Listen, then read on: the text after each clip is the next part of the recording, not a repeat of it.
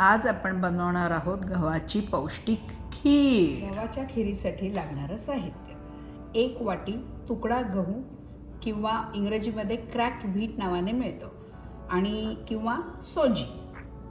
तेवढ्याच मापाचा गूळ, गोड आवडत असेल तर थोडा अजून जास्त घ्यायचा. 1.5 वाटी खोवलेलं ओलं खोबरं आणि 1 चमचा इलायची किंवा वेलदोड्यातनं काढलेले दाणे आणि तेवढी साखर घालून या ह्याच्याने बारीक करून घ्यायचं किंवा तुम्ही मिक्सरमध्ये सुद्धा करून घेऊ शकता. खिरीच्या साहित्यातले ते गहू, ते ओलं खोवलेलं खोबरं आणि ह्या मापाने 1.5 वाटी दूध घेऊन कुकरमध्ये लावायचं. 4 शिट्या झाल्या की कुकर बंद कर. सगळं शिजून झालं की हे असं दिसतं. अर्धा लिटर दूध मी उकळायला ठेवलेलं आहे. 15 मिनटं उकळत ठेवायचं. हे छान उकळलं गेलेलं आहे दूध.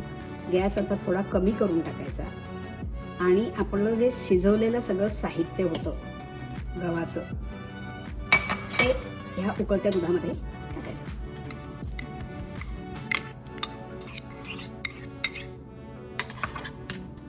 गॅस फुल करून थोडी छान उकळी आणू द्यायची.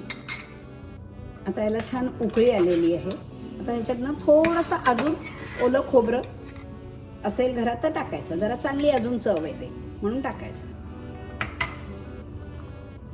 गूळ टाकायचा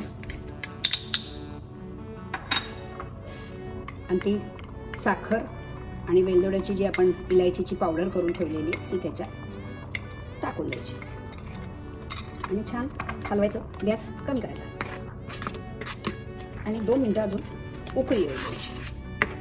उकळल्यावर बघा कशी दिसते छान तयार झाली आहे.